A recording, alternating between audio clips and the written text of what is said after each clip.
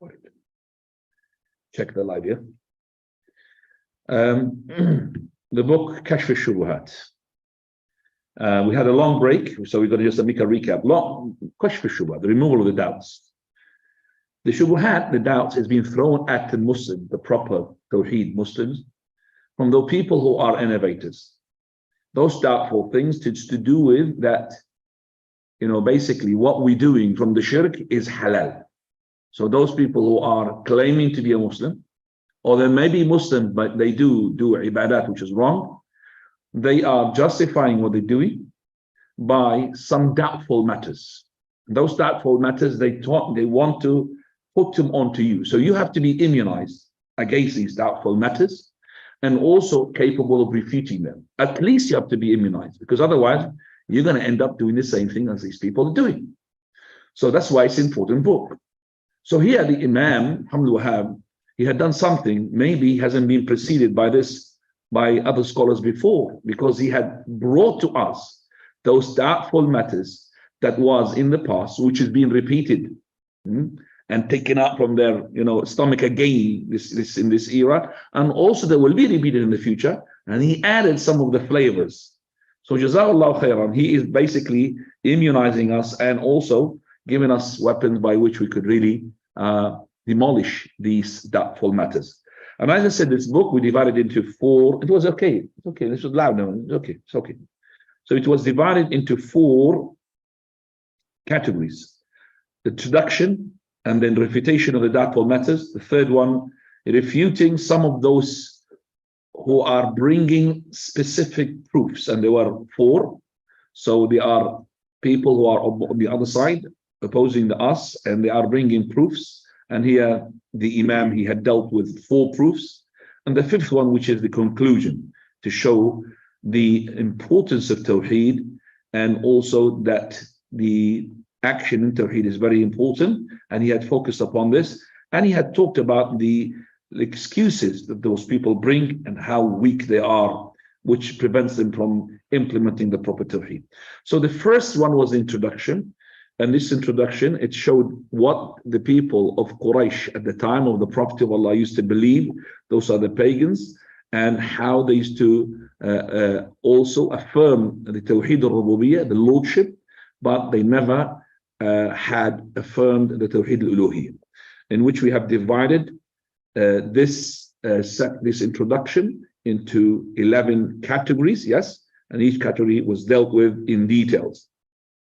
So there is a difference between Tawheed al-Rububiyyah, the Lordship, and the Tawheed al-Uluhiyyah, which is the worship. And we had said that Allah subhanahu wa ta'ala had focused in the Quran in talking about the Tawheed al-Uluhiyyah, not the Rububiyyah. Because the person normally, he will be generally believing that the God is the Rabb, except for very few. Most of the people, they believe Allah is the Lord, Allah subhanahu wa ta'ala is the creator, but they will never, those people who are mushrikeen, they always violate, which is the Tawheed al-Uluhiyyah, the worship with Allah intercessors. Right. Yeah, I could see that there is a bit of sharp sound. Well, what is happening? Maybe because the speaker is close to the microphone. Maybe because your microphones are like. Yeah, deal with it. You just push it to maybe fully to the. Yeah, I could see that because of it. Right. Okay. So I'm going to just put it here this way. Yeah. Okay. Fine. Maybe better like this. Yes. He doesn't like to see the speaker. Yeah. He's shy. Right. Now we come to, as I said, the first segment, we have dealt with it completely. Introduction. We come to the second one to refute 9 doubtful matters. And then we have reached now the 6th one. And that's what we're going to be discussing, inshallah, for today. 6th session. Read, and it's going to be a bit big. So please focus, because while he is reading, he's explaining as well, but we need more explanation. If he then says, I do not commit shirk. If he then says that is the person who is arguing with you to justify the shirk, the worshipping of other than Allah in such a way that he thinks it is okay. So he is going to now give you argumentation. What he's going to say and what you're going to say back. So if he says the one who is opposite to you, the one who is doing ibadah which is not being approved by Allah or His Messenger, and which it is shirk. So what we're going to be refuting that argument with now. If he then says, I do not commit shirk with Allah in any matter at all, never, but turning to the righteous is not shirk, then say to him, if you admit that Allah has prohibited shirk in a manner even more severe than His prohibition of illicit sexual relations, zina, and if you admit that Allah will not forgive this, then what exactly is the matter which Allah has prohibited? Focus, and don't go read fast. So if he says, I do not associate anything with Allah, God forbid, he says, God forbid, hasha wa kalla. But actually, I believe that resorting to those righteous people is not shirk. Those righteous people, and resort to them, especially the one who's dead, asking them, it's not shirk. So then say to him, if you are confessing and confirming that Allah had prohibited the shirk, and that the shirk is greater in sin than the prohibition of illicit, which is fornication, and you also confess that Allah does not forgive the shirk, He does forgive which is below than that. So can you tell me that what is that issue which Allah Azza wa Jalla, what is that matter that Allah Azza wa Jalla had prohibited and He had mentioned that He does not forgive? Repeat that sentence, please. Then what exactly, and if you admit that Allah will not forgive this, then what exactly is the matter which Allah has prohibited and mentioned that He will not forgive? He will not know for certain. Because He doesn't know. Because if He knew, He would never do such a thing. He would not go and supplicate to those righteous people and ask their shafa'a, ya Hussein, ya Fatima, or ya Jilani, ya Abd al-Qadir, and all of that, or ya Muhammad, or Muhammad. He will not do that because he doesn't know, he's ignorant. Then because of this, say to him also. So then say to him, how can you free yourself of shirk and you do not know what it is? How can you say that you are not doing shirk when you don't know what is shirk? Do you understand that argument? You don't know what is shirk. You have to know shirk in order to say that I'm not doing shirk. If you don't know the shirk, then you are in trouble because you don't know that if you are in the shirk, because you don't know what is a shirk. Now, or how is it that Allah can forbid you of this and mention that He will not forgive this, and yet you do not inquire about it, nor do you understand it? So if Allah Azza wa Jal prohibits it, and He says to you that this shirk is not forgiven, it's not like the zina, fornication, or drinking, or stealing. So, and you don't really ask what it is that Allah made it unforgivable.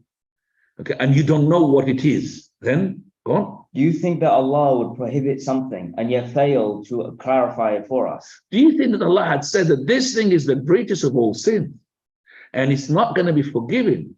And you think He's not going to clarify it? He's not going to show you what it is? Are you out of your mind? No. If He says shirk is the worship of idols, and we do not worship idols. This is all the time they say, hey, shirk is only worshipping the idol. Some of them, they will add even prostrating to the idol. That's what they shirk in their mind. Okay? And we don't worship idols. We don't prostrate to idols. Fadal. Then say to him, what does it mean to worship idols? Just tell me what does it mean when you say, I don't worship the idols. Now, do you think that they believe that these idols made from wood and stone create, sustain, and regulate the affairs of those who call upon them? This is an understanding that the Quran denies and rejects. And if he says they turn as in Allah says, there's an ayah, as Allah subhanahu wa ta'ala says, قُلْ مَا يَرْزُقُكُم مِّنَ السَّمَاءِ وَالْأَرْضِ. Say to them, O Muhammad, to those pagans, who is providing you from the heavens and earth in Surah Yunus. Now, let me just explain what this is here. So say to him, what is the meaning of worshipping idols that you say that you're not worshipping the idols? Do you think that those people who worship the idols, they are believing that this wood they're asking from, or this stone they're asking from, that they create and they provide, and it runs its affairs and runs the affairs of the person who calls upon it? This is not the case.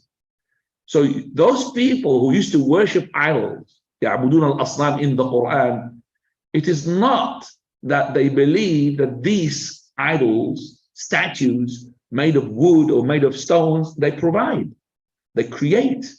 Why? Because the Quran says it's not the case. When you ask these people who are kuffar, they've been chucked into the hellfire, who created heaven and earth? You're going to say the stone? They're going to say the statue? You're going to say what? Allah. So when you said that I do not worship the idols, what is that you denying? When you said I don't worship the idols, it's exactly thing that the people whom Allah said they are kuffar and mushrikeen, they denying. They denying the same thing. We don't worship them, but Allah said that they are worshiping them. So what is that worship then? It does not mean just a prostrate, or I believe that this is a creator, he's a person who provides. No, there's another type of shirk, which is, go ahead. And if he says they turn in devotion to wood, stone, or a building erected upon a grave, or other than this, by calling upon these things and sacrificing to them, while saying that this practice brings us closer to Allah in station, and so that Allah would repel from us any harm due to his blessing, or grant us our request due to his blessing, then say, you have spoken the truth. Now, you hit the button. So if he said to you, no, worshipping the idols, it means that you are taking these statues, these idols in devotion. That means you are not believing that these idols create, but you're taking them as a wasila, as a means for you to take you to Allah subhanahu wa ta'ala. So that is why you supplicate to them, you ask them for intercession, you slaughter for them, all of these things that you do because you want you to get you closer to Allah. And Allah, with the barakah, with the blessings of those statues or those righteous people that you're worshiping or you're calling upon, Allah will give you the barakah. Then you say, yes, you hit the nail. Correct, you're truthful. And that is? You have spoken the truth, and this is exactly what you do with stones and buildings erected upon graves and other places. Okay, so this is exactly what you're doing. You're not worshipping the idols as in terms of worshipping as in prostrating and you're thinking that they're gods. But you are taking these salihin exactly the way that the mushrikeen used to take the salihin and the statues. Is you are taking them as an intercessor in between you. So, go on. So this person has admitted that their practices are indeed worship of idols, which is what we were trying to establish. So alhamdulillah, after this argumentation with this person, now he had confessed that what he's doing is exactly what the kuffar of Quraysh used to do. Khalas, job done. Go ahead. It is also said to him, as for your statement, the shirk. That's another dimension as well, to go and attack it from another angle. Say to him, as for your statement, the shirk is the worship of idols. Do you mean by this to restrict shirk to this alone? When you said that I don't worship idols, that's another argumentation, another angle. Do you think that this is just the shirk is only worshipping idols? Is just shirk limited to worshipping the idols? Go ahead. Do you believe that relying upon the righteous and supplicating to them is not considered to be shirk? This notion is refuted by what Allah mentions in his book regarding the disbelief of whoever attaches themselves to and directs worship to the angels, Isa, or the righteous. So say to them, you're wrong. It is not limited just to the statues worshipping is the shirk. It's actually when you depend upon the righteous and you call upon them, okay? It's actually included. If you think it's not included, you're wrong. This is what Allah subhanahu wa ta'ala had said in the Quran, to say that those people who attach themselves and call upon angels, call upon Isa alayhi salam, call upon Uzair, call upon the righteous ones, they are also outside the fold of Islam. They're kuffar. Oh, go ahead. So it is incumbent upon him to admit to you that whoever makes one of the righteous to share in the worship of Allah has indeed committed shirk. And that this is the shirk mentioned in the Quran, and that this is what we have been seeking to establish. Job done. So he said from a second angle. So we've got two angles. We could attack this person with his argumentation. Okay, so we tell him, what is the meaning of worshipping idols? Do you mean just prostrating and thinking the idol is a creator and he is provider? No, it is not. It's actually that devoting yourself to these idols to make you closer to Allah. Second one is that, do you think just shirk is only worshipping these idols, devoting yourself to that? No, it's also to the salihin, the righteous people as well. So if he had admitted, job done. Now he's going to be the author for the first time. He is going to summarize the whole thing of this doubtful matter. Go ahead. The essence of this matter is that if he were to say, I do not commit shirk with Allah, then ask him, define what committing shirk with Allah actually is. Explain it to me. So then if he says the worship of idols, then say, define what it means to worship idols. Explain this to me. So if he then says, I only worship Allah alone, then ask him, what does it mean to worship Allah? Explain it to me. If you look, so every time he said, I believe in something, he said, explain to me. I worship Allah. You remember in the fourth doubtful matter, these people didn't understand what is the meaning of ibadah. And this one, the sixth doubtful, they don't understand the meaning of what? Shirk, the opposite. So every time he says, okay, what is, explain to me, you don't shirk, what is shirk? Explain to me. Oh, shirk is ibad al-asnam, worshiping Allah. Explain to me, what is worshiping idols? Okay, well, worshiping the idols, it means that I worship Allah alone. Oh, explain to me, what do you mean we worshiping Allah alone? Explain to me. He'll run out of, by the way, ammunition. Go ahead. So if he explains it in the manner which it is explained and clarified in the Quran, then this is what we are seeking to establish. But if he does not know, then how can he claim something that he does not know? He can't. How can he claim something which he doesn't know about? Go on. And if he explains it in an incorrect fashion, then explain it to him with a clear ayat of the Quran, which with the clear ayat of the Quran, what it means to associate shirk with Allah, and what it means to worship idols. So this person either will come with a clear answer, correct, alhamdulillah, job done, or he's gonna come with wrong answer. Then I have to come to him with the verses which I know, the text from the Quran and the Sunnah which I know, in order to show him what is the meaning of shirk, what is the meaning of worshipping the idols. Now, it should also be explained to him that it is this idol worship that the people practice in this time. So this time what they do is exactly the same what they used to do at the time of the Prophet of Allah. Now, and that they criticize us for worshipping Allah alone without any partners. And they cry out in protest of this affair, just as their brethren who have preceded them did when they said, أَجَعَلَ الْآلِهَةَ إِلَهًا وَاحِدًا إِنَّ هَذَا لَشَيْءٌ عُجَابٌ. Has he made the gods into one God? Indeed, this is something beyond belief. Right. So he's saying, the author. So when you start to understand, my dear person who's doing this, if you understand what we're saying, then actually when you start complaining about us and saying we are Wahhabis and all of that, and how can you dare, you don't make us mushrikeen? It's exactly the same of your brothers in Jahiliyyah used to do. When the Prophet of Allah came to them and said to them, say La ilaha illallah, there's no God worthy of worship except for Allah alone. These people, they used to believe Allah is the creator. They take these idols as intercessors to get them to Allah closer. So they used to, as a refutation to the Prophet, they would say, they would say to him, أَجَعَلَ الْآلِهَةَ إِلَهًا وَاحِدًا. Did he, Muhammad, make the gods, all the gods, to be one God? We have lots of gods. But all of these little gods will take us to the big God. إِنَّ هَذَا لَشَيْءٌ عُجَابٌ. This is something absurd. So you are doing the same. You are doing the same thing as those people used to do to the Prophet. When you are refuting us and saying, you are habis, you are the one who are not, you are the one who denying upon us not to say Ya Muhammad and all of that. Exactly the same thing those people used to do, but in a different tone. They said, Wahhabi, they don't love Muhammad, they don't like to pass the rotation upon the Prophet. All of these things, isn't it?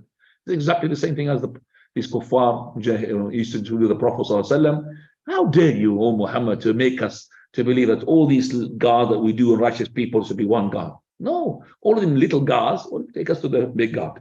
Right. So this is the end of this shubha, and the shubha, this doubtful matter, to summarize it, it talks about the deviant understanding of shirk, polytheism, in the mind of these people. So they do not make devotion and supplication to other than Allah is in the interim of the shirk. Do you understand me? For them, this shirk parameter, it does not include in it for these people. That is, if you have devoted yourself, made supplication to those righteous people, is not included in the parameters of the shirk. So this, as I said before, their deviated understanding of the shirk is exactly the deviant understanding in the Tawheed. This is doubtful number 4. We talked about that they don't understand what is ibadah.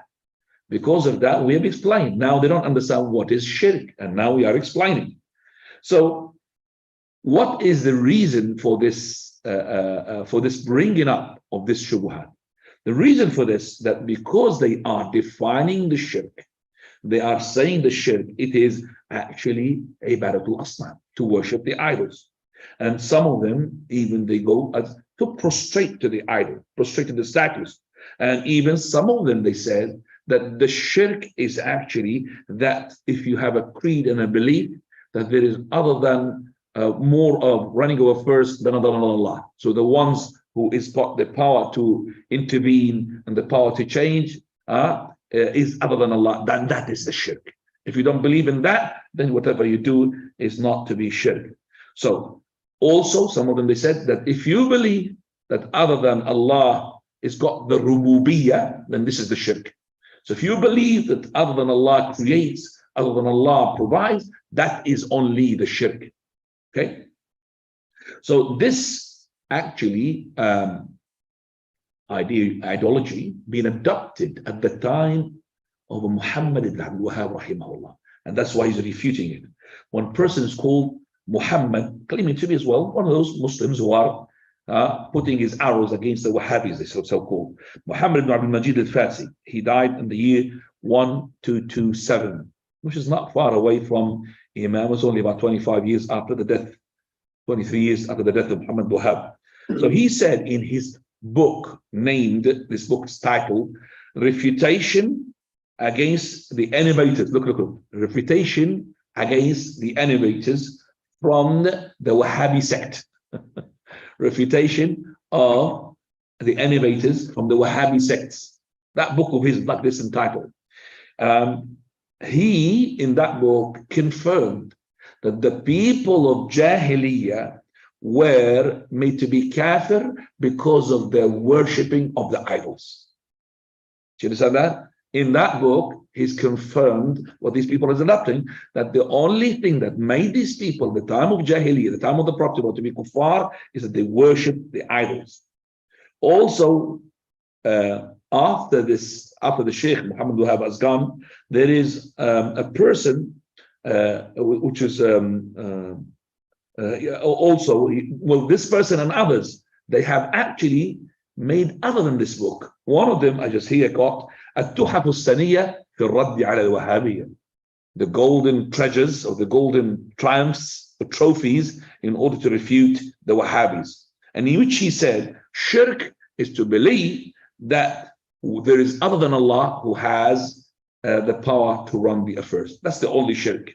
And he said, there is no such Muslim would have a belief that there is other than Allah who is the one can have the dominion and the power.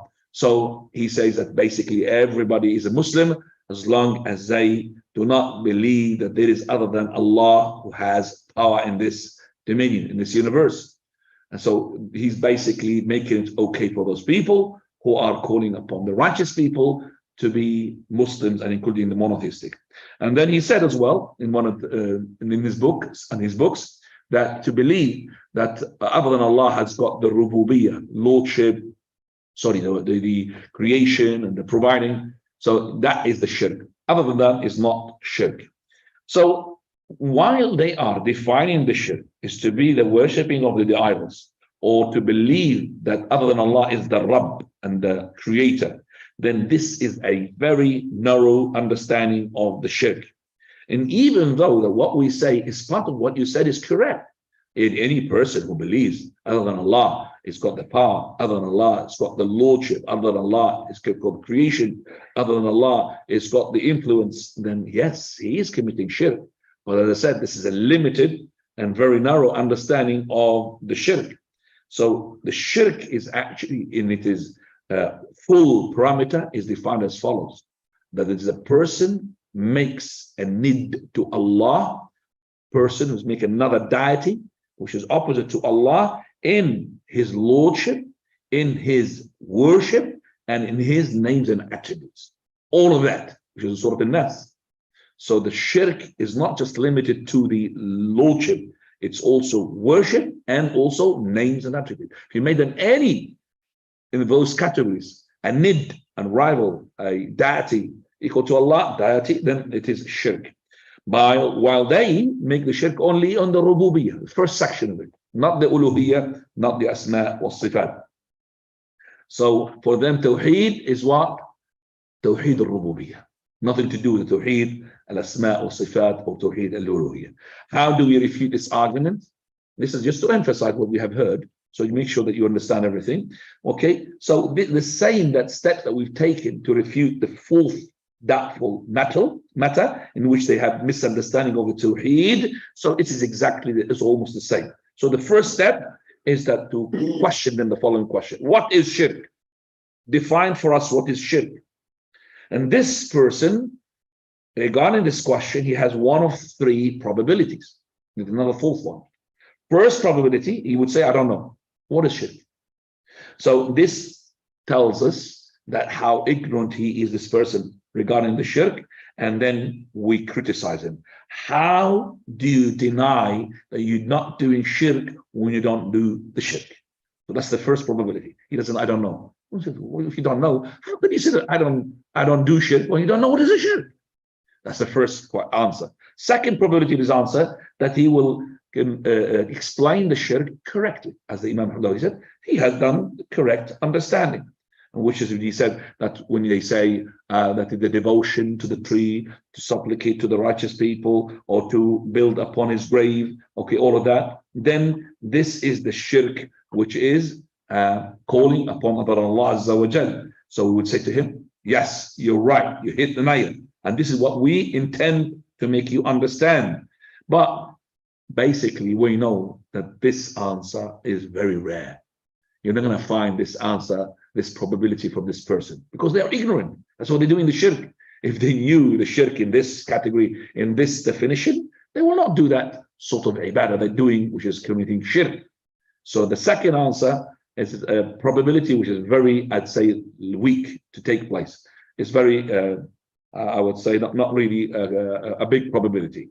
Third one is to say, which is most of them, they would say the shirk in a very wrong understanding. So they will give you a wrong answer. So the first answer they will say, I don't know. Second answer, which is the very limited people, they will give you the right answer. So they'll give you the right answer. Why should he make the shirk? And the third one, he gives you the wrong interpretation of what is shirk. So we'll say shirk is worshipping the idol. So that is what the author had said. And we say to them, no, the shirk is actually to make a deity equal to Allah, with Allah, in terms of not just rububiyyah, also uluhiyyah and asma wa sifat. This is the first step. Second step, okay, Allah Azza wa Jal had made those people who had hooked himself to the angels and to the righteous people also to be kuffar. And these are not statues. These are idols. They are, human beings, and also they are angels. So this basically demolishes their argumentations when they said shirk is only or merely is worshipping idols. Because we know that Allah Azza wa Jalla, He had told those people worship, for example, the son of Mary, Isa alayhi salam, or they devote upon Uzair, or they call upon the angels. All of those are kuffar. So that is basically as well another way of tackling this issue. In the last bit of this, he says, he says, I summarize the secret in this matter. So he summarizes what he had said in that doubtful matter. And this is very rare. This may be the first time he had done it, the author, rahimahullah, into summarizing this doubtful matter, indicating the importance of it. Indicating what? The importance of it. That's why he summarized it. So this is actually summarizing that shubuhat, summarizing how to refute it, and because it is important. We're going now to the seventh doubtful matter. And it's not going to be a big one. This one is a small one. Baba. So if you understand that what the people of shirk in this time have called great belief, kabir al-i'tiqad, is in reality the shirk concerning which the Quran was revealed and over which the Prophet sallallahu alaihi wasallam fought the people, then know that the shirk of the earlier generations. Okay, there's something missing here because it depends upon which manuscript they've been taken from. There's something there to be added. I don't know if it's going to be there later on or not. I knew this is going to happen. The seventh is that the author says, if he says that those people at the time of the Prophet, whom Allah spoke about to be kuffar, they were not made to be disbelievers because they called upon the angels or they called upon the righteous. He wants to justify what he's doing. He says, no, Allah called them these kuffar and mushrikeen. It's not because they were calling upon the angels, they're calling upon the prophets, but actually they were meant to be kuffar because they said that the angels are the daughters of Allah. You understand that? So these arguments coming from them. No, you're wrong when you said Allah made them kuffar because they call upon the angel or they devoted themselves to their righteous people. They are actually kuffar because they said these angels are the daughters of Allah. So we don't say, they say the argument, we don't say Abdul Qadir is the son of Allah, nor other people to say that he's the son of Allah. So they justify what they're doing. Does that mean? No, we don't say Abdul Qadir Jilani is the son of Allah. We don't say that. Those people, they said this, and that's why Allah made them kuffar. It's not because they were devoting their dua to them, and they said to them, oh angels, help us to get closer to Allah. Okay, make us istighfar with Allah. So we refute Allah. He said, wal jawab, the answer, that attributing a son to Allah is an independent disbelief in itself. Attributing a son or a daughter to Allah, then it is kufr by itself. Allah subhanahu wa ta'ala says, قُلْ هُوَ اللَّهُ أَحَدٌ. Maybe you could first search for قُلْ هُوَ اللَّهُ أَحَدٌ. قُلْ هُوَ اللَّهُ أَحَدٌ. Allahu Samad. Say, Allah is the only one. Allahu Samad. The one who doesn't need anybody. And Al-Ahad, that means the one who has no, there's no rival to him. No one can be equalized to him. Was-Samad is the one whom you ask him. You are in need of him. He's not in need of you. And he who denies this, then he had disbelieved, even if he did not deny the surah. So if he denies this, he does not. So if he had denied just Ahad and Samad, he will be a kafir. Even if he said, I believe Qul huwa Allahu Ahad is part of the Quran. Do you understand that? Even if he believes the surah is from Allah, but he's a kafir. And Allah said, مَا اتَّخَذَ اللَّهُ مِنْ وَلَدٍ وَمَا كَانَ مَعَهُ مِنْ إِلَهٍ. Surah Al-Mu'minun, verse 91. Allah did not take a son, and also there was no God along with him. So here Allah Azza wa Jal, he had differentiated between two types, and each one of them he made them to be an independent disbelief and kufr, apostasy, which is number one. He said, مَا اتَّخَذَ اللَّهُ مِنْ وَلَدٍ. Allah did not take a son. That's a kufr itself. وَمَا كَانَ مَعَهُ مِنْ إِلَهٍ. And there is no God, a deity with him. So that's two. Allah is differentiating between this is a kufr and this is a kufr. Okay, but they're two different kufr. And each one is independent. And also Allah said, الْجِنَّ وَخَلَقَهُمْ وَخَرَقُوا لَهُ بَنِينَ وَبَنَاتٍ بِغَيْرِ عِلْمٍ سُبْحَانَهُ وَتَعَالَى عَمَّا يَصِفُونَ. So he had made also in this ayah that Allah Azza wa Jal, he had created the jinn and but they have what they did, they have attributed to Allah daughters, sons without any knowledge. So he had differentiated between two kufr, the kufr of attributing daughters and sons to Allah, and also that the other ones they create, and Allah is only the creator. There's two types of kufr here. And also the proof onto this, that the وَالدَّلِيلُ عَلَى هَذَا, he says, وَالدَّلِيلُ عَلَى هَذَا. Did you follow me there? There's nothing there. Okay, this is an addition, I think. And the proof for this also, he said, well, the proof for this is also that the ones who had disbelieved by calling onto Allah, you know Allah al-Uzza, the one who called upon Allah, they were made to be disbelievers, even though Allah is a righteous man. Yet those people were made to be kuffar. They did not make Allah to be the son of Allah. Do you understand that? So these people, they were called kuffar. because they called upon Allah. It's not because they have made Allah, who's a righteous person, to be the son of Allah. And the ones who had been disbelievers by worshipping the jinn, because they worship the jinn. Okay, and Allah created jinn. Well, jinn, that means they worship the jinn. He says, Allah, he said, these people, they did not also make the jinn, okay, also the sons of God. So also the scholars, they said, the scholars in all the methodologies, the four ones, Al-Hanbali, Wal-Maliki, Wal-Shafi'i, Wal-Hanbali, all of those, they will mention this person who attributes a son or a daughter to Allah or makes another deity with Allah in the chapter or under the rule of Murtad. Murtad means committed apostasy. Murtad, he left Islam. Because if a Muslim claims that Allah subhanahu wa ta'ala has a son, then he is Murtad. So if you are a Muslim, you believe in everything, he says Allah's got a son, you're a kafir, you're Murtad. So they differentiate between the two types, and this is a very clear matter.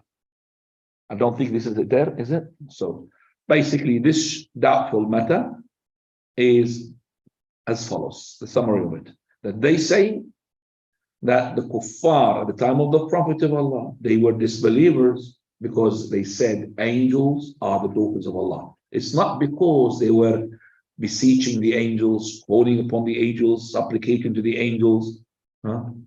It's because they said what? That's what this is the argumentation of the Atma. They said because they said they are the daughters of God. And this doubtful matter from them, they say, so we'll say to them, well, the kuffar, they were actually made kuffar because they were beseeching the angels. They were calling upon the angels beside Allah. And they never, and they said, Allah said to them that they are mushrikun, but they're disbelievers because also, there's a different type of kufr. They said that the angels are the daughters of Allah subhanahu wa ta'ala, and also that the righteous people are the sons of Allah subhanahu wa ta'ala, or the awliya are the sons of Allah. So the mushrikeen, they have said the angels, the daughters of Allah, but also they are made to be kuffar by calling upon the angels, the two types of kufr. So we refute this argument in the following manner. Number one, we say that the angels are to be the daughters of Allah, that's an independent disbelief. And to say that the awliya, the righteous people, to be the son of God, that's another as well independent disbelief. And the author had brought three verses in order to refute them. Number one, in Surah Al-Ikhlas, قُلْ هُوَ اللَّهُ أَحَدٌ. Second one, in Surah Al-Mu'minun, when he said, مَا اتَّخَذَ اللَّهُ مِنْ وَلَدٍ وَمَا كَانَ مَعَهُ مِنْ إِلَهٍ. He differentiated between two kufr, that is taking a son with Allah and also making another deity with Allah. The third one, Surah Al-An'am, verse 100, الْجِنَّ وَخَلَقَهُمْ وَخَرَقُوا لَهُ بَنِينَ وَبَنَاتٍ بِغَيْرِ عِلْمٍ. They have worshipped the jinn, and also they have made to Allah daughters and sons. He who says to anything that he is the son of Allah, he in itself, that's a kufr, regardless of what he is doing other than that. Even if he's the most devoted person to Allah, if he said there is somebody is a son of Allah, he's a kafir. Second step of refutation of this argument, that they said that those people, they did not disbelieve by calling upon Allah. So we refute this, that Allah subhanahu wa ta'ala had made those mushrikeen to be kuffar because they called upon the angels, and they called upon Allah, and they called upon the jinn, not because they said that Allah is the son of God. You know, Allah is a righteous man who used to basically make the dates as a paste for the pilgrims to come. And there was a righteous man, and he died, they started calling upon him. So these people, they did not make Allah as the son of God. They did not make as well the jinn the son of God, or the sons of God. But actually because they worshipped them, they devoted their ibadah to them. The third step is that to refute upon them with the ijma', the consensus of all scholars, al-Hanafiyya, wal-Malikiyya, wal-Shafi'iyya, wal-Hanbaliyya, all of them, they said that these are murtaddun, even they claim to be Muslims. If they had said something like this, then he is outside the fold of Islam. By this, alhamdulillah, we have refuted the this seventh argument. The eighth one, it's a bit long. So what time is the adhan? And ask Abdul Rahman, are you having your now okay, or is still your transistor got hot? First day is good. Your transistor. Right. It's a long one, so I either give you a question and answer, or leave that question and answer after the prayer. Is that okay? Start with the eighth, please. So if you understand that what the people of Shirk in this time have called the great belief, Kabir al-i'tiqad. No, still they haven't reached that one. Okay, the eighth one. قال المصنف, if he says, ألا إن أولياء الله, maybe you got this ayah, then look for it. ألا إن أولياء الله لا خوف عليهم ولا هم يحزنون. That the Allah's awliya, there is no fear upon them, there is no to grief and sorrow. So if they said this, that is, and the people awliya, there is no fear upon them. Allah says, why you are saying that they are mushrikeen? Say to them, yes, this is the haqq, the truth, but they are not to be worshipped. So we are attributing to these people to be awliya, and they are righteous people, but not to be worshipped. We are mentioning except their ibadah with Allah Azza wa Jal and their associating them with Allah. So you as a person, it's incumbent upon you to love them and follow them and also confess and confirm their nobility and their honor with Allah. Is that right? You've got it? You've got it now? It's not translated. It's not translated. Okay, you've got it there, yeah? It hasn't been translated. Allah musta'an. And he should not deny the karamat that Allah had honored those people who are righteous and awliya with some things that other people cannot have. Karamat, something I don't know we call it, honoring. It's like it's similar to miracle, but it's not miracle. It's karama. Allah gives it to the wali. So the one who denies them is only the people of bid'ah, the people of innovation. So we are with you to say that Allah, He said, ألا إن أولياء الله لا خوف عليهم ولا هم يحزنون. The awliya of Allah, there's no grief upon them, there's no sorrow. Allah will reward them on the day of resurrection, but it doesn't mean we worship them. Okay, so you cannot associate them with Allah. You cannot divert your supplication to them, your ibadah to them, your slaughter to them. But actually, you should love them, follow them, and confess and confirm their honor with Allah, and should not. And the one who denies their honor is only the ones who are deviated, or the people of bid'ah and innovation. And Allah's religion is between two ends, and that is between extreme and watering down. وَهُدًى بَيْنَ ضَلَالَتَيْنِ, and also guidance between two misguidance, and truthful and true between two falsehoods. So it is not the extreme, it's not the watering down. That's the deen of Islam. So if you have known that what the people of mushriks, they used to, in our time, they call it, this is what he says here. Yes, go on. If you know. So if you understand that what the people of Shirk in this time have called the great belief, Kabir al-i'tiqad, is in reality the Shirk concerning which the Quran was revealed and over which the Prophet sallallahu alaihi wasallam taught the people, then know that the Shirk of the earlier generation was not as severe as the Shirk practiced in our time. Subhanallah. Subhanallah. Do you understand that the Shirk of those people of Abu Jahl, Abu Lahab, is less sinful against in the sight of Allah than the Shirk of these people? Yeah, it is. He will tell you why. So he says that these mushrikeen, one of the shirk in our time, who they call it the creed, the aqid is actually the shirk. The aqid for them is to go and call upon the righteous people and the idols. So this is actually the shirk which Allah subhanahu wa ta'ala sent the Quran for, and which the Prophet of Allah fought the people for. So know for a fact that the shirk of the ones before is lighter and less sinful in the sight of Allah than the shirk of these people here, by two reasons. One reason? The first matter, the earlier people did not commit shirk and supplicate to the angels, awliya, and idols except in times of ease, whereas in times of hardship they would supplicate purely to Allah. So in the time of ease, okay, they will go to other than Allah. But when it comes to the extreme circumstances, when they are in difficulty, when they are in the ship and the ship is sailing and is about to drown, then they will call upon Allah solely.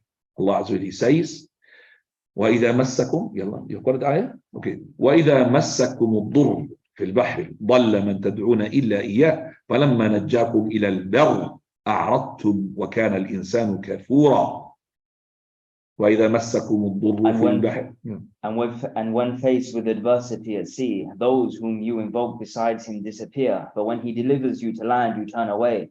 Ever is mankind ungrateful.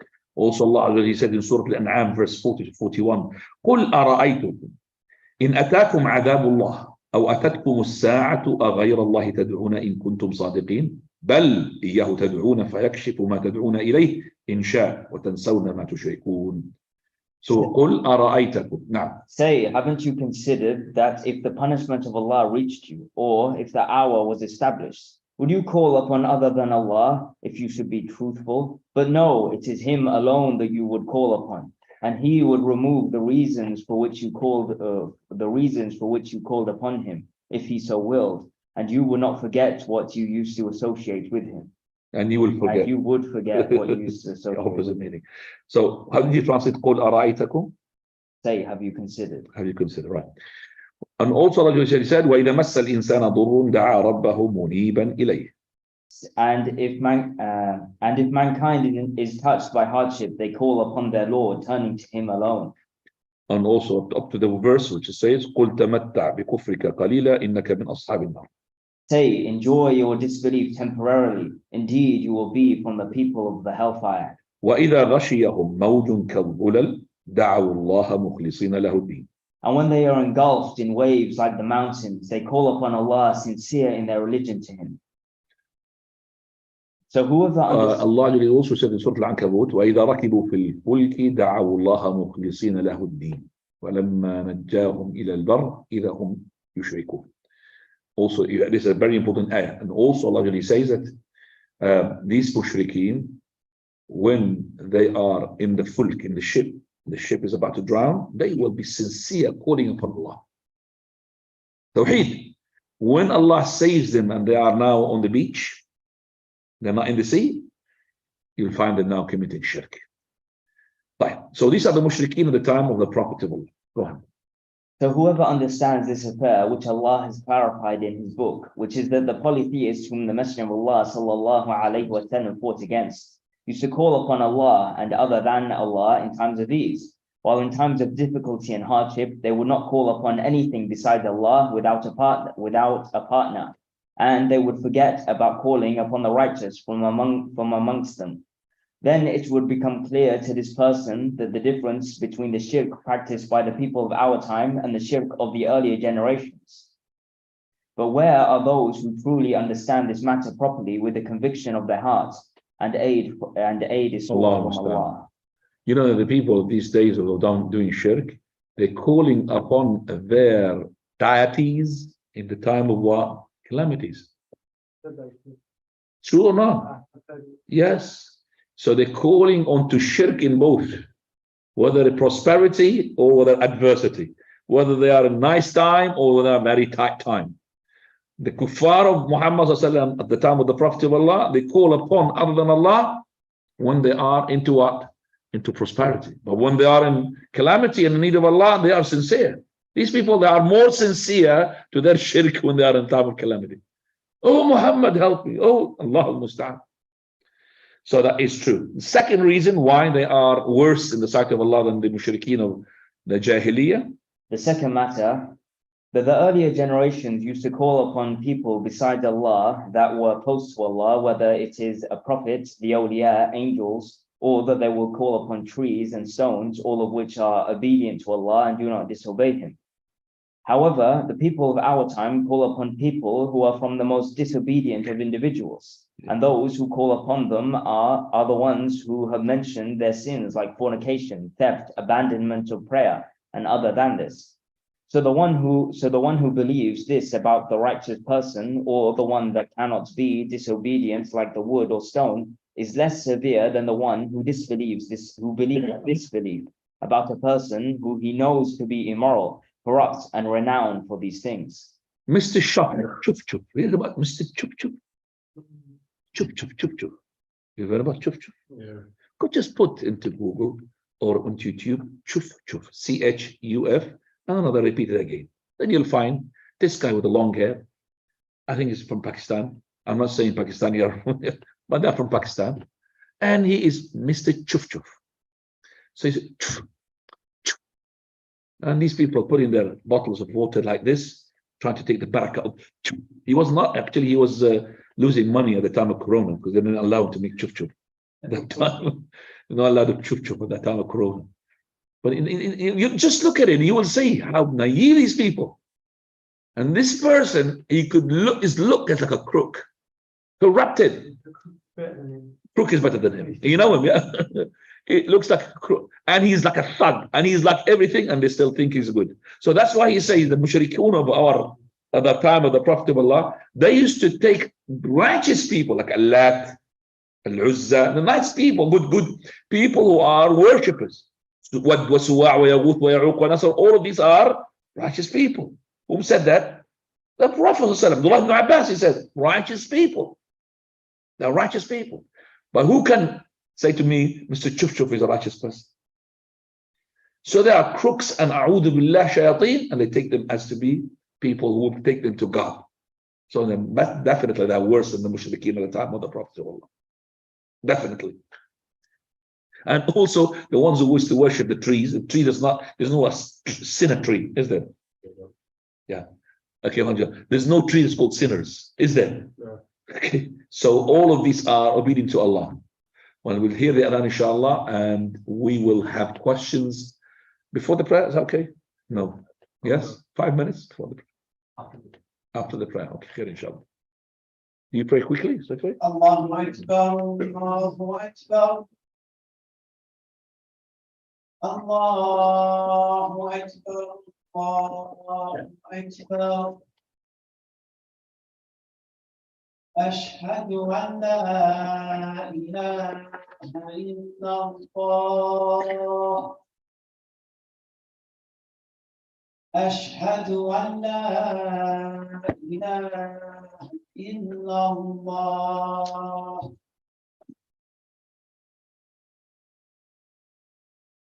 أن محمدا رسول الله.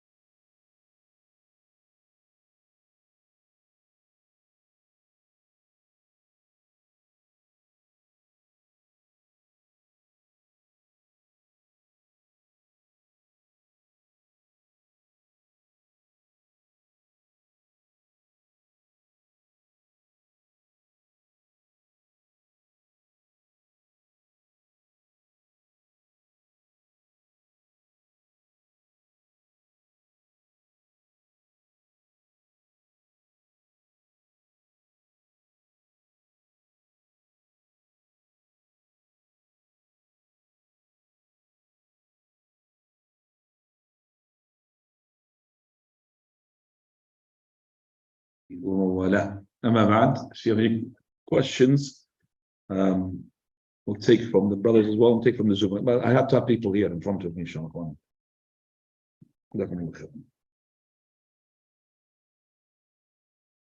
Fine. Any person from the Zoom as well, I will take his question. Anybody from here?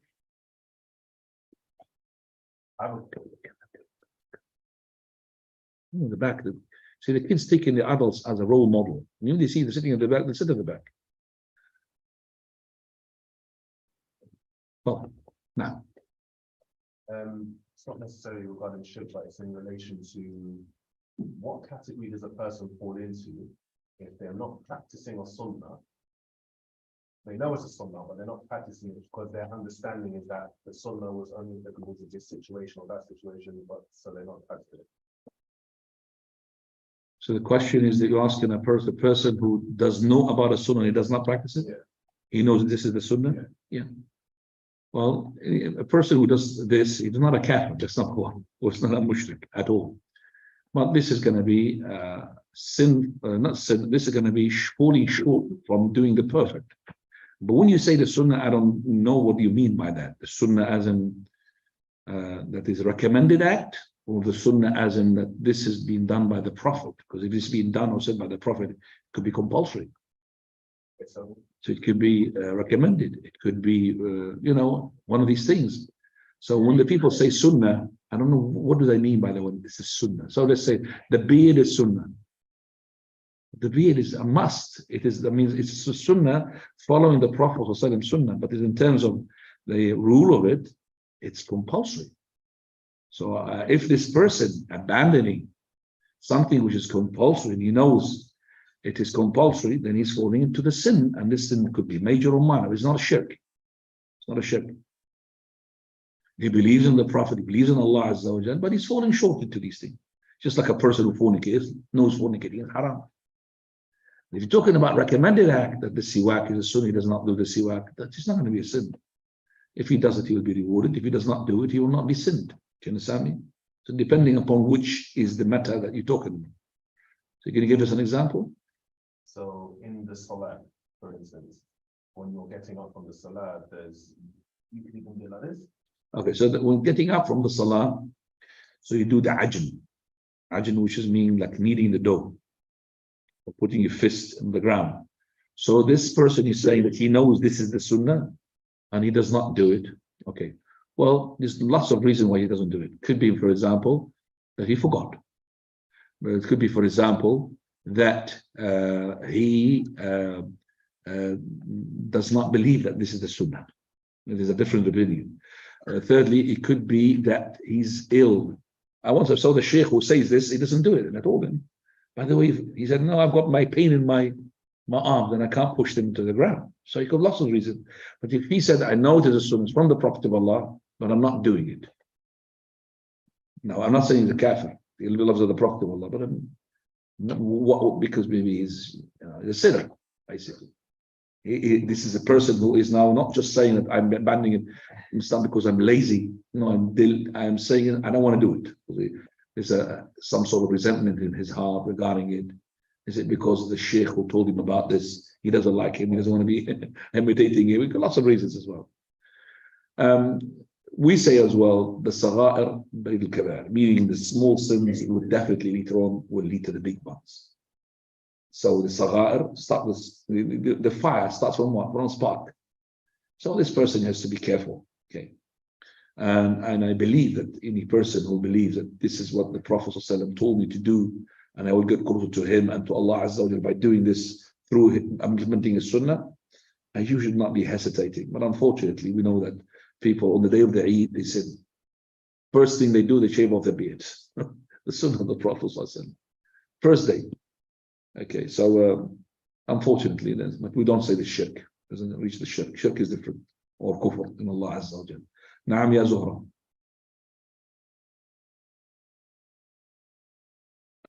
Ahmad did not let you to speak. Assalamu alaikum. Go ahead. If someone attends the dhikr majlis in which they recite La ilaha illallah together, and then they get high on the word Allah, and you hear the al in Allah a lot more than the rest of the word.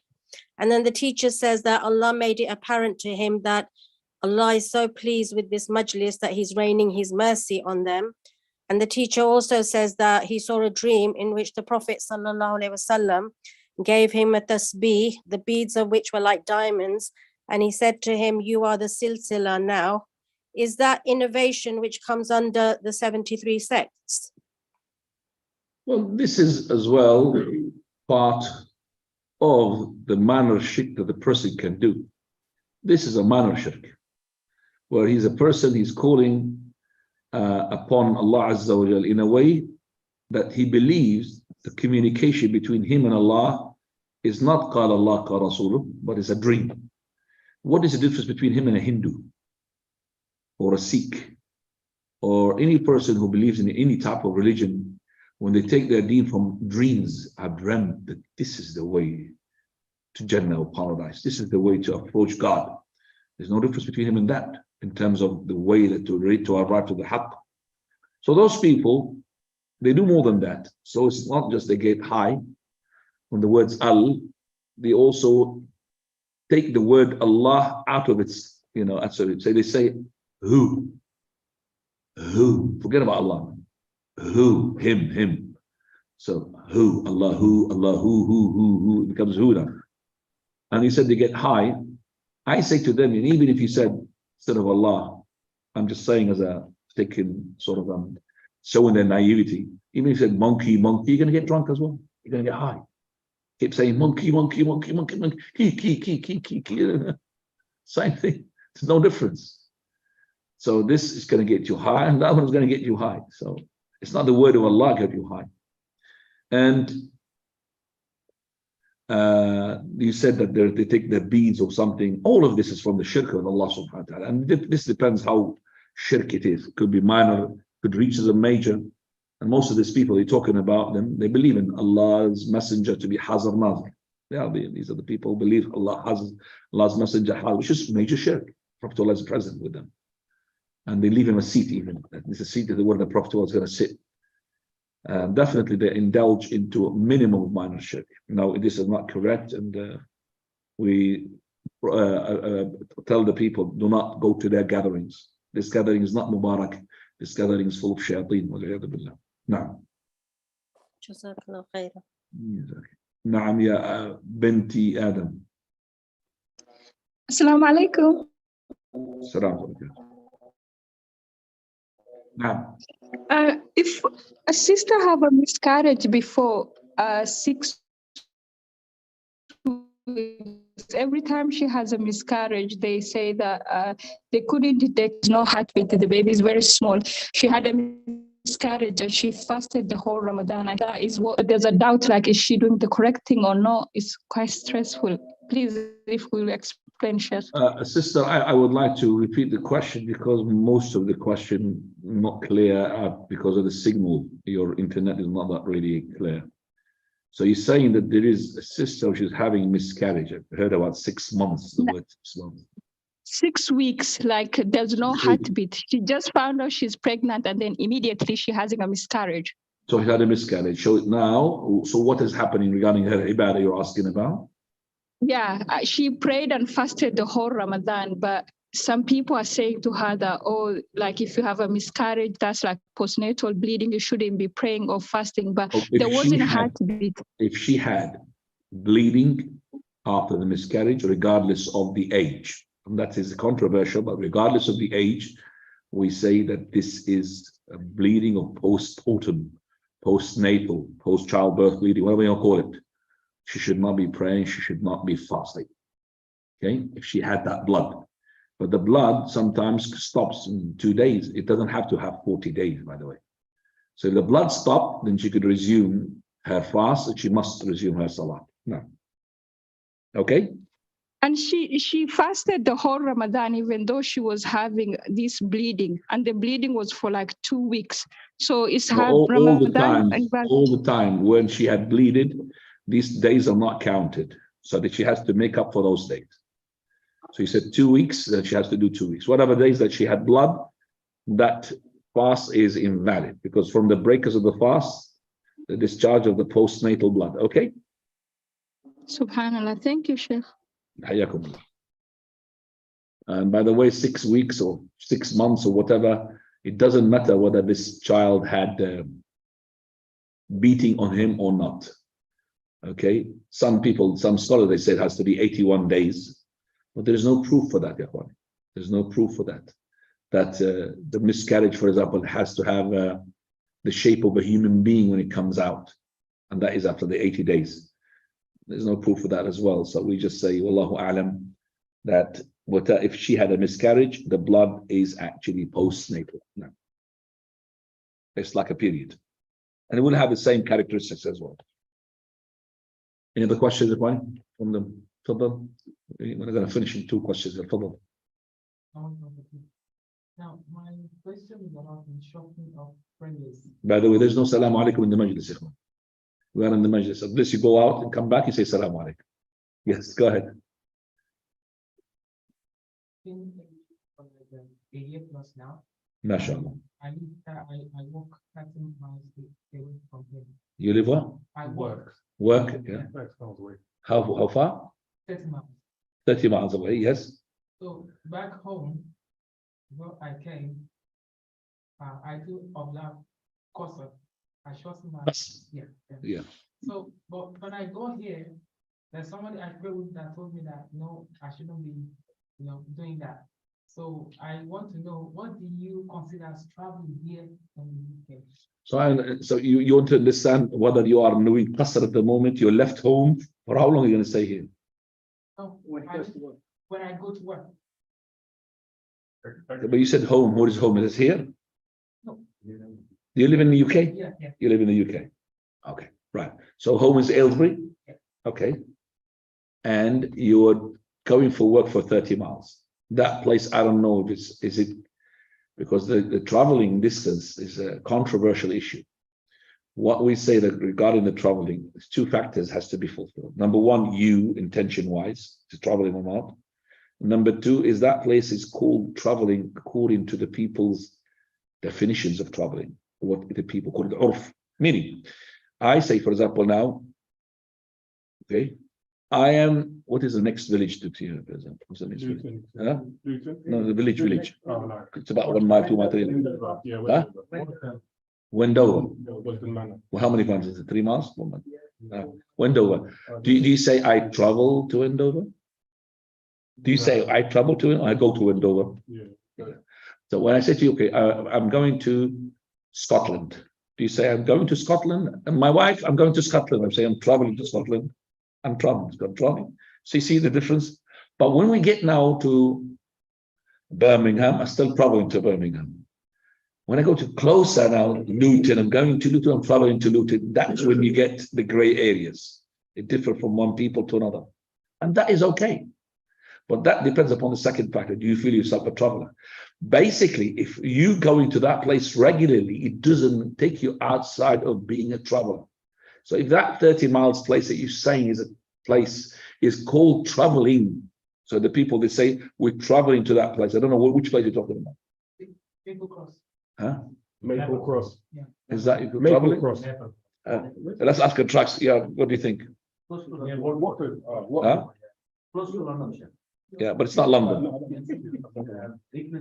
So you go traveling or going? So I'm just saying, this is a gray area.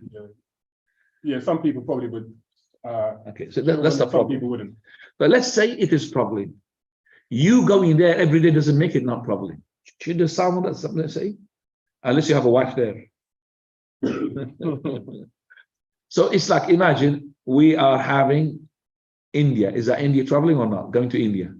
Okay. You're going to where? Where do you live originally?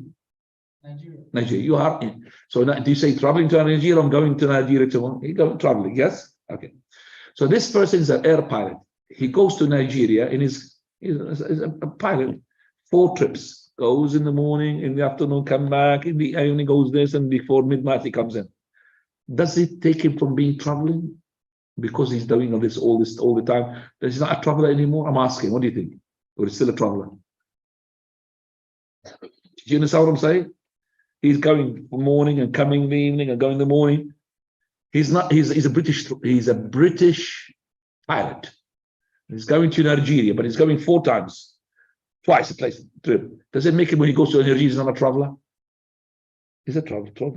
So you going regularly, taxi driver or courier or all of that, it doesn't take you outside the fold of being a traveler. Do you understand that? So the second factor is you as well. Some people, let's say he needs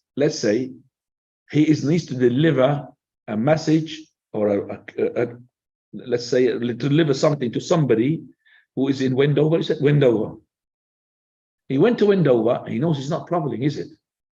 Okay, so he's not traveling, and he found that person is wrong address.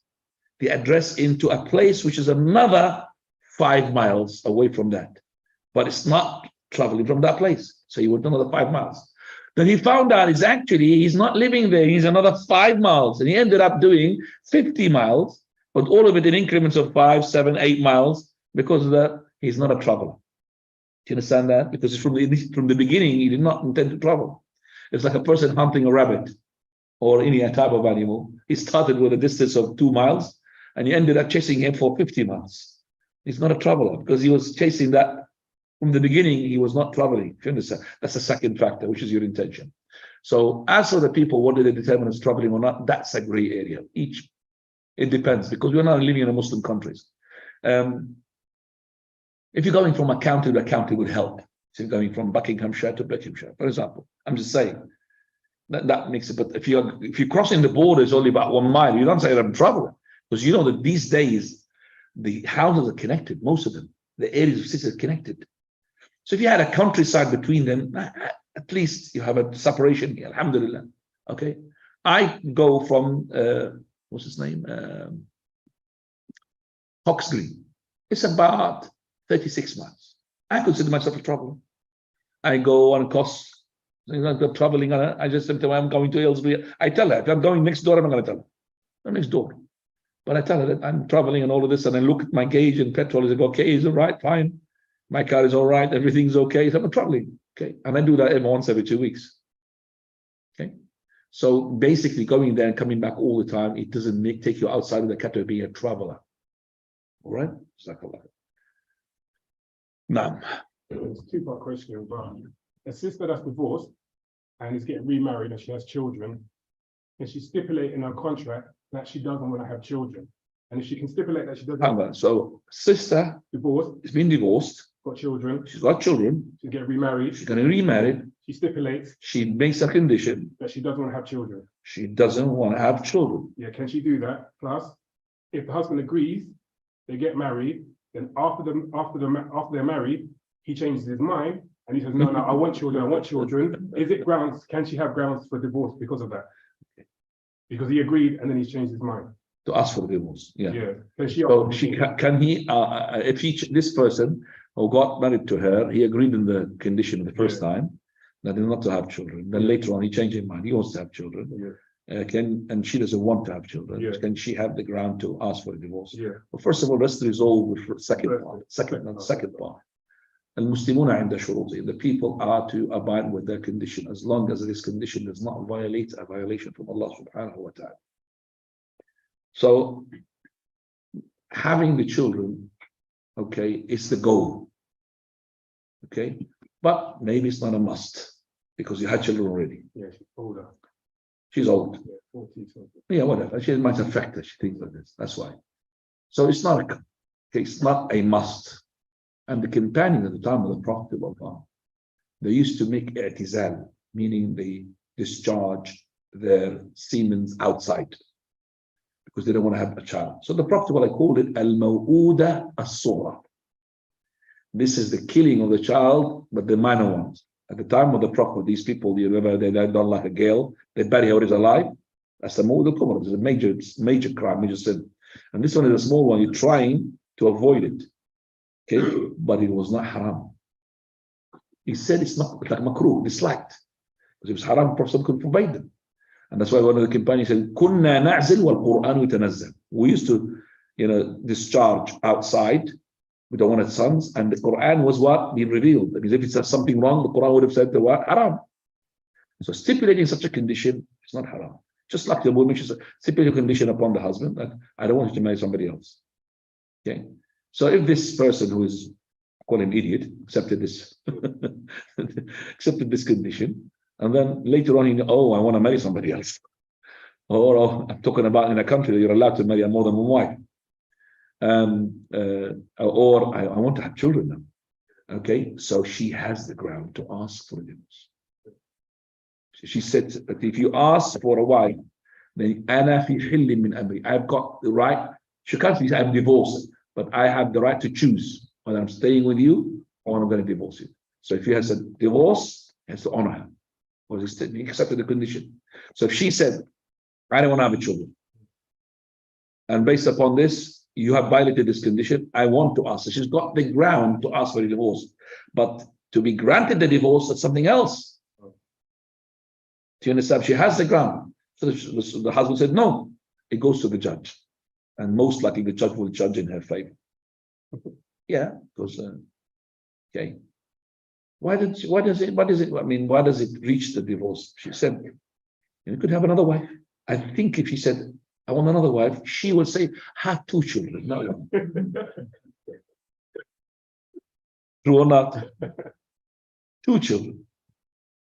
One, they say it as a wisdom. They say that one person, a man, he was beating up his wife, and he was openly outside.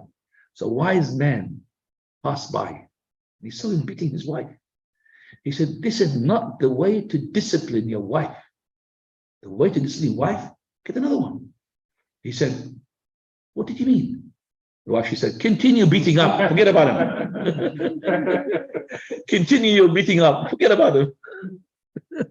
Do you understand that? So he doesn't mind beating up as long as, what did you mean by this? Forget about him, forget about this man, just continue job. طيب سبحانك اللهم وبحمدك أشهد أن لا إله إلا أنت أستغفرك وأتوب إليك. جزاك الله خيرا.